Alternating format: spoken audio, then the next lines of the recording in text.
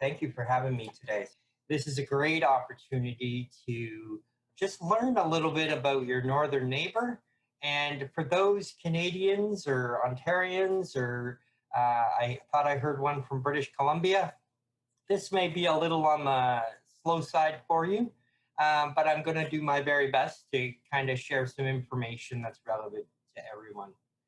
I just before the presentation, I was speaking with a friend of mine who, when we went down to Roots Tech last year, we took down a sign that said in the 1900 U.S. Census, there was 1.1, approximately 1.1 Americans that called Canada their birth nation. So if you do the math based on 2 kids, and that's relatively a soft number, to today's standards, there's approximately 50 million Americans who can actually trace back to Canada as their birth nation. So that's an amazing number, and why Canada and Ontario is such a important part of your research. So just let's get into this, and this presentation is actually almost like 12 presentations in one. This is a very wide brush of the different things across Canada, different times and dates, and we're just going to go through. And then questions will be at the end, and be prepared, get your questions into the chat. So let's get started, eh? So Ontario and the names. Like anywhere, you need to know your geography to know your genealogy. And you need to know where you're looking. And I have a series of maps here that will demonstrate that as we go through. So the first question I always ask people is Upper Canada and Lower Canada. And can anyone tell me, and I know you can't speak, but what was Upper Canada, what was Lower Canada, and why were they named that way? And it really has to do with the St. Lawrence. Quebec was Lower Canada because it was lower in the river. And Upper Canada, which is Ontario, was up the river. And that's how really it was determined what was Lower Canada and what was Upper Canada. And then came along Canada East and Canada West. Again, you can just see this on the screen. But Canada and Ontario and Upper Canada and all that is a very young country. And it's not as old as the US. And we'll experience that as we go along here. So this is Canada before Canada. And a lot of folks just think that Canada was always just Canada. But in 1836, as by this map here, you can clearly see that Toronto, which is just above the L in Lake Ontario, was actually the home district. That's what it was called originally. And then you got home in Newcastle and Midland. And then you have London and Western going the other way, and Gore. When you're looking in time frames in this period and you're looking for things like Toronto or different municipalities, you need to look for these districts that are right here. So just before I go any further, I want to encourage you to download the 2 handouts that I made available to you in PDF. One is a map of Ontario, and I'll explain it more as we get into it, and one is a map in Canada. But the real key to that is the maps are great, but it is what is on the back of the PDF document and all the hyperlinks. The Canadian one has all the hyperlinks for all the different genealogical societies across Canada. And the Ontario one is all of the branches and other external organizations that can assist you in your research. So just carrying on here, we're just going to get into a series of maps at this moment, just to kind of give you an idea. The, the most important date is the date of Confederation, the date when Canada became Canada in 1867, July 1st. And the original provinces at the time was Ontario, Quebec, New Brunswick, Nova Scotia. And that's what made Canada at the time. Now, as you can see by this map, Ontario is a very small sliver of what it is today, and same with Quebec. I've had questions before from folks who are looking for other provinces before this time frame, and they just simply don't exist. Most of Canada was literally the Hudson Bay Company during that time, and it was Rupert's Land. There was a few names for it, and this was owned by a company. And of course, the Hudson Bay Company is still in existence to today in many shopping malls. But back then, they owned this very vast land that we call Canada. So going to 1873, we now have Canada in a very different look, okay? You see the Northwest Territories consume most of Canada. You see British Columbia, and of course, Ontario and Quebec and the others there. And then 1949, Canada is starting to look like it is today. But you may notice that there's something new on the map. And it was simply because Newfoundland and Labrador became part of Canada in 1949. They were the last province to join Confederation.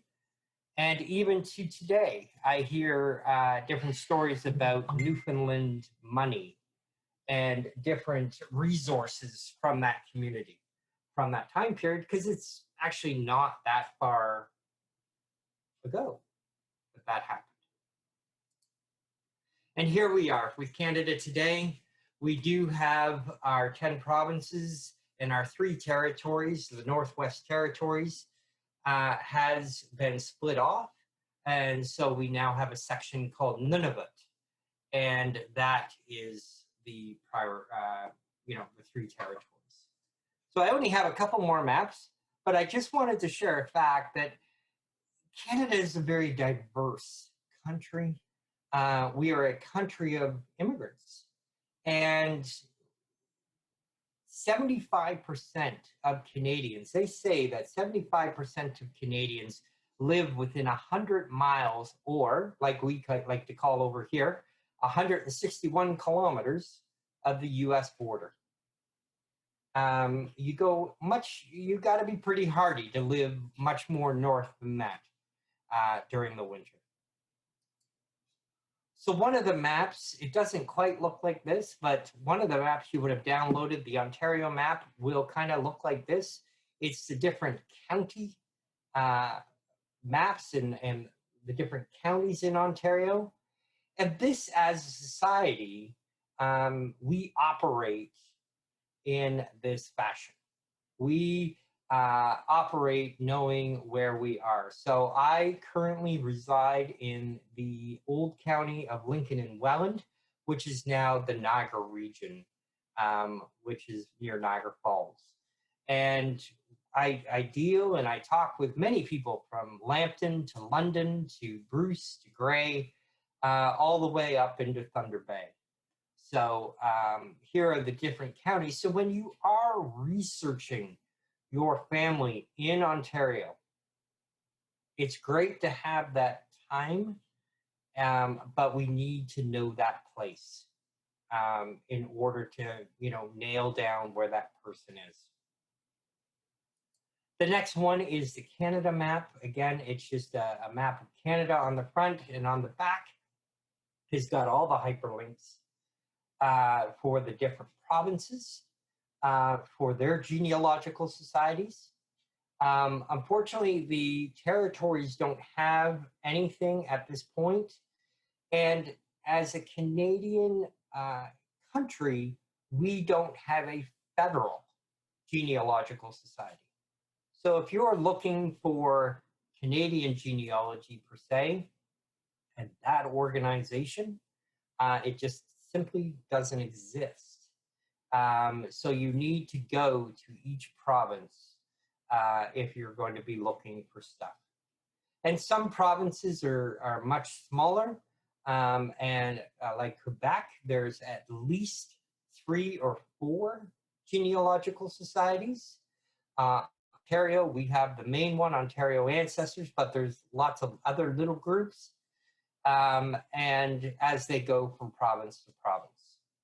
So it's always good to know where your ancestor is, and what time period there are. And remember, I remember one comment a gentleman asked me.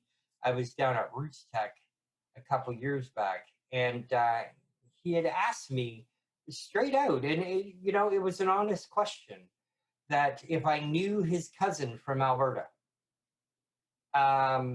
Alberta is a 3-day car drive if you don't stop.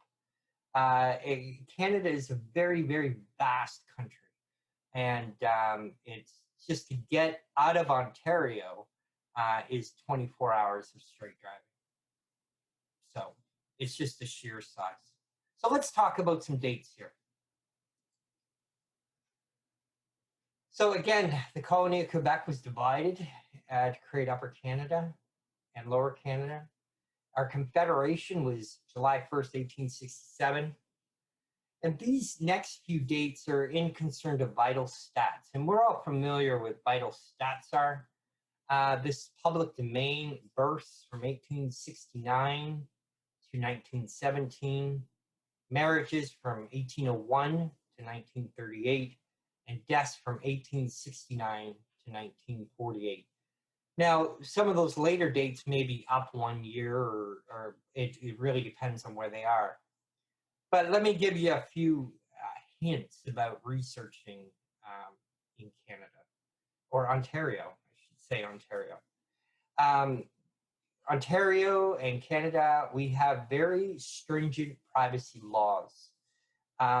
Information outside of these time frames, if you're looking for a birth announcement or a birth registration for 1925, you're just not going to get it. You just simply don't have access to that data.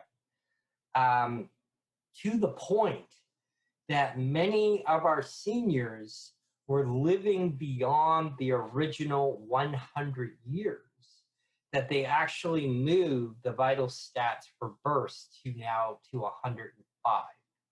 So they've actually added an extra 5 years onto these records before they can be publicly released.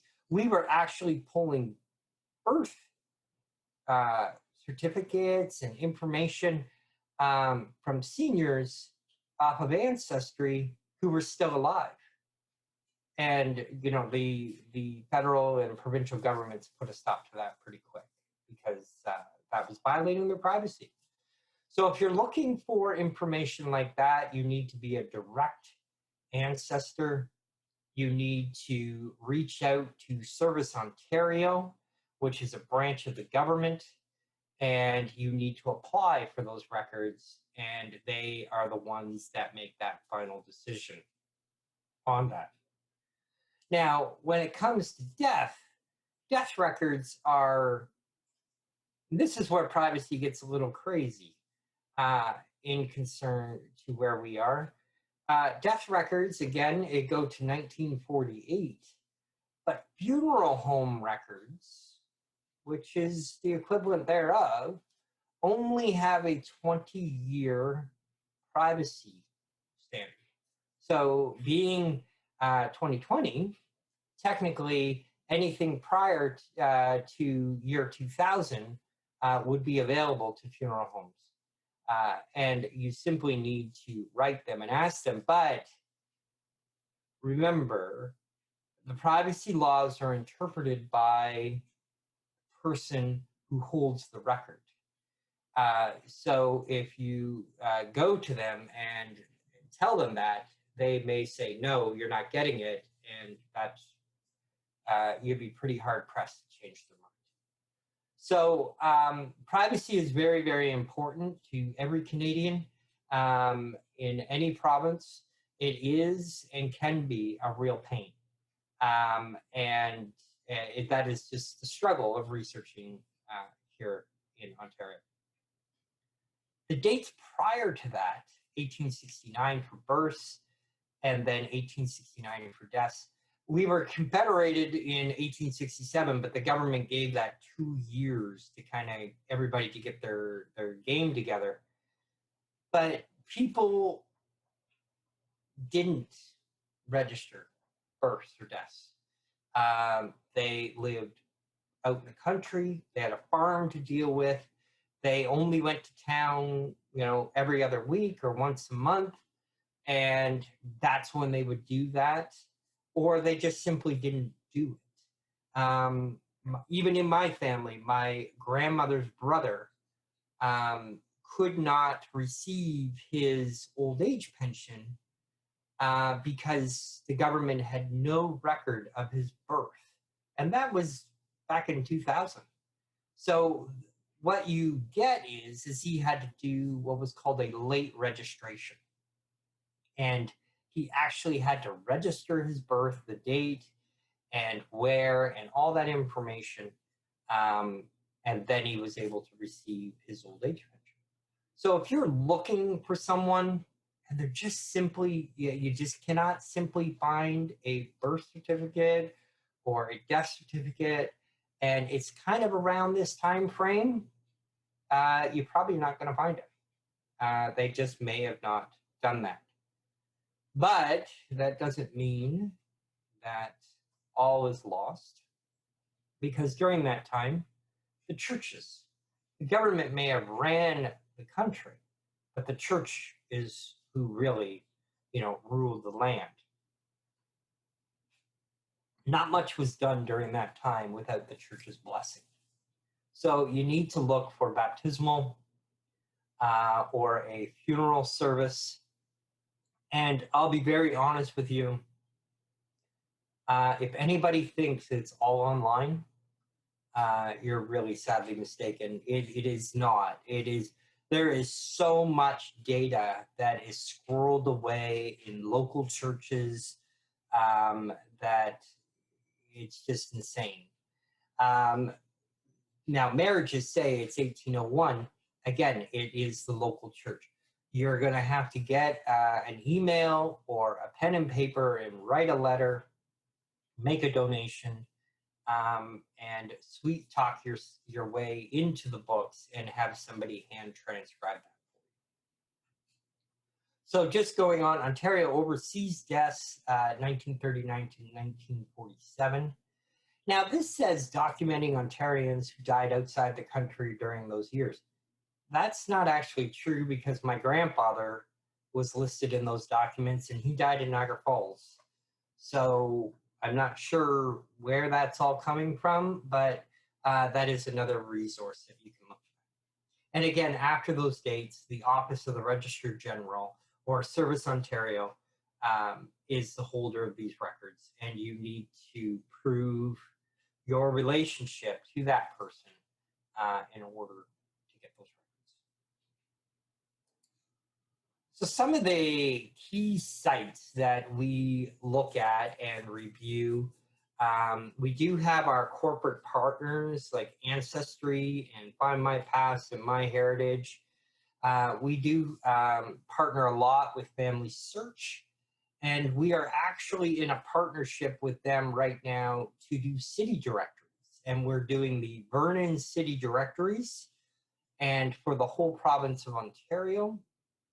And by the time we figure all said and done, there could be close to a 250 million names for all of these records. And it's a vast treasure trove. And you can find the beginning of that project actually on familysearch.org under their books section. And you just look for our logo. But unfortunately, due to COVID, that shut the whole project down. And we're just waiting to get through this so we can get it back up and running. We have Library and Archives Canada. That is our federal archives by the government. And we like to call it LAC. And they will deal with things like census and military, anything on a federal level that deals with the whole country. So if you're looking for military, you're looking for census records, you will find them there.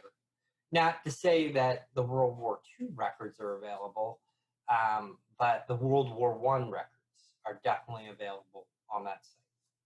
Archives of Ontario deals with the birth, marriages, and deaths. It deals with just the province itself. And they have a fantastic website as they have everything you're looking for, from court records to birth records to any sort of provincial records. They have what's called a reference sheet on their website. It's a little tough to find it, but if you poke away at it long enough, you'll find it. And what it does is these reference sheets gives a whole time frame from the beginning. So if they were land records, they would document what a crown patent is, and then the abstract books, and they would walk you through that timeline. It's a great resource, and it deals with courts and lands and birth, marriage, deaths, and quite a few things. Again, Family Search. Our society, the Ontario Genealogical Society, or what we're better known as is Ontario Ancestors now, and our branches and special interest groups. We have 35 branches and special interest groups across the province. We don't have one. We've got about four counties that don't have a branch in it. But we have partners with those in the community. And a lot of these branches and special interest groups are these boots on the ground kind of people. And I'll share with my branch the different resources that we can do. So going to Ontario Ancestors is fantastic. Good resources there. We have the International Order of Odd Fellows medical records and other resources that you can find there, and then our branches. Canadian Headstones or Find a Grave or Canada GenWeb. There's many websites in Canada that deal with cemeteries, deal with headstones. Yes, I would love to see one day them all come together. But until that time, there's lots of resources out there as well. And then, of course, I wouldn't want to forget our local libraries and our museums. My local branch, the Niagara Peninsula branch, here in Thorold, partners with the Thorold Museum. And we were blessed by the city of Thorold to get all of their tax rolls and all of their ledger books back to 1794. And we're just in the process of starting to digitize that. So two organizations can come together. We have the technical ability and they have the resources. You know, they have the donation stuff. So we're working together to make that happen. All right, so census records. This is pretty much what you can see here. I didn't go anything beyond 1800. The earliest census is 1666 in New France, in would-be Quebec at the time. You will find those earlier records on Library and Archives Canada's website, or LAC. But we have the 1828 census. Not every county has them. Some of the counties destroyed them. And we're really lucky in Lincoln and Welland. Here in Niagara, we do have them, and that is available. The 1842, and then every year, every 10 years after that, to with the census and the different questions they had and stuff like that. So the latest census we have right now is 1921. And that's on Library and Archives Canada's website. It's also on Ancestry, and it is available to search. Census records are available after 92 years, but because Canada wasn't a complete country in 1921, Newfoundland and Labrador came in 1949. They actually have later census. So if you have any ancestors in the Newfoundland or Labrador area, you can actually find census for 1945 in that time period.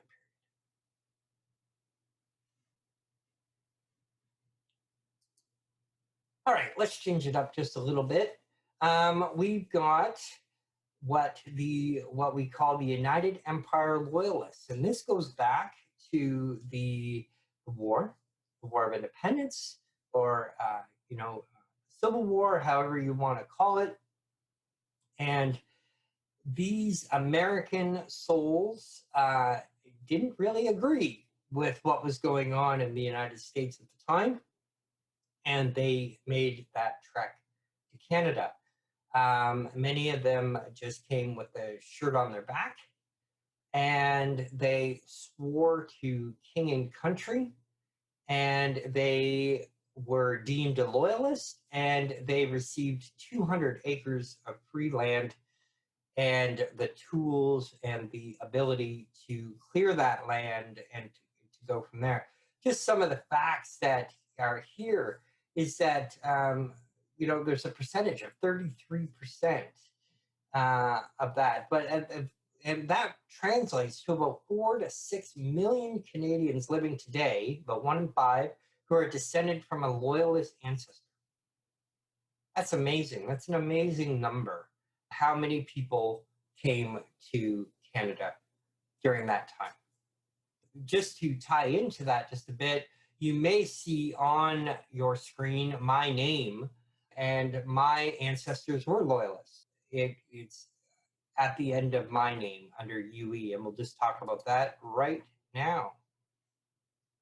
So the information that was granted at that time, Lord Dorchester, in November 9th, 1789, the governor of Quebec declared that it was his wish to put a mark of honor upon the families who had adhered to the unity of the empire. And these loyalists who have adhered to the unity of the empire and joined the royal standard before the Treaty of Separation in the year 1783, and all of their children and their descendants by either sex are to be distinguished by the following capitals affixed to their name, UE, alluding to the great principle of the unity of the empire. We don't see UE very often, but there's possibly 6 million Canadians out there that could carry that. And that's a very Canadian thing that you will see that. Okay. Another thing that was very important here in Canada, in Ontario, are the British home children. So as it reads right here, between 100 and 200,000 kids, and that's a vast number, were moved from Great Britain during this time. They were picked up by social services and churches, and there was a lot of just homeless kids that were shipped over to Canada during this time. And unfortunately, not all of them were treated that well. And to be very honest, there's reports of, some of these kids, losing their life making that trek over here and then working under farmers that just didn't respect them from who they are. This young lad that you can see here on the screen is my wife's grandfather, Frederick Charles Biggs. And he came at the age of 7 in 1910 to Canada with about 30 other boys and never seen his mother again. His father had passed away. That's why the church was involved, and there was about 10 children. His brother sailed the same way, but he was 9 about 6 months later, and they didn't get in contact until at the very end of the brother's life. But imagine 7-year-old being pulled from the family and being put onto a boat and sailing to a new land, all at the age of 7. It's just amazing. He was treated very well. We haven't found any sort of record that he was poorly treated, and we're very thankful of that. He did not talk about it, but he was not abused either. So, British home children, you will, if all of a sudden you have a child, a boy or a girl, the boy was the farm help and the girl was the kind of the indentured servant in the home. If all of a sudden a boy or a girl just kind of shows up on that census record, especially if they have a different last name, the chances are is that they are a British home child. And I would suggest that you visit Library and Archives Canada's website and you go under the passenger lists and you can track them that way. That is pretty much the standard for finding these kids. And then you can, reach out, because he came by Bernardo's, and Bernardo's in the UK is still operating today. That's how I got this picture. They mailed the pictures and the documentation and everything to me. Unfortunately, now Bernardo's charges for it, which is not a really good thing. But at the time I got it, it was all free. So immigration records. Of course, they came by sea and land. They came to the United States and then come up into Canada, or they came into Canada and went into the United States. Library and Archives Canada holds these immigration records. But there are no records before 1865. They just simply don't exist. Excuse me.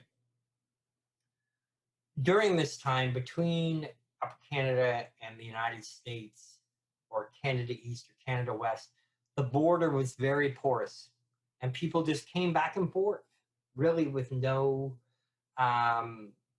concern, no worry about that. You have many people, we've seen many people going from Essex or Kent areas and going over to Michigan and staying a couple years in Michigan and then coming back over to Ontario, and they just kind of flowed back and forth. And it's the same thing here in Niagara.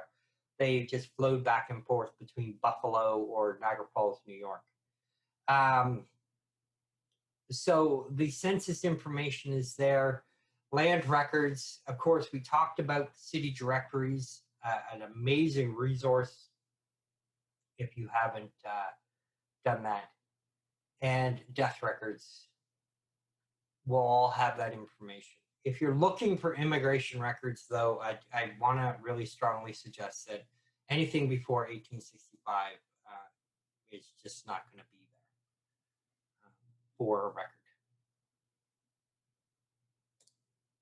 So we're just going to talk a little bit about the branch and then the society. And I just wanted to make sure that I had given enough time.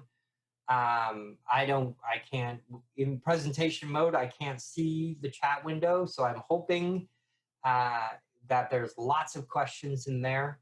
And if you haven't got it in, this is your warning to get it in. So this is my home branch. This is the Niagara Peninsula branch here in Thorold.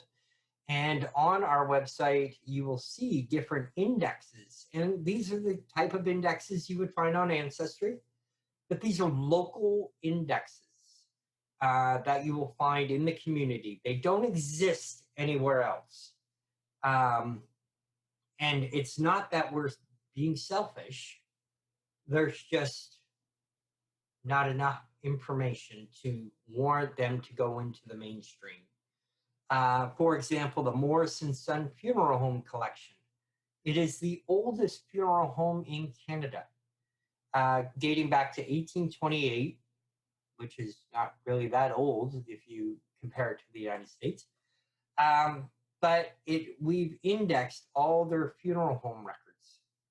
So if you can't find a death record for 1842 for a certain family, and they're from Niagara Falls, there's a good chance that they could be in Morrison Son Funeral Home Collection. That index is there.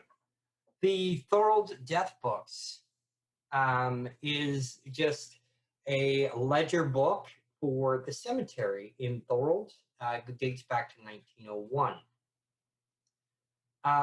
Lincoln marriage certificates.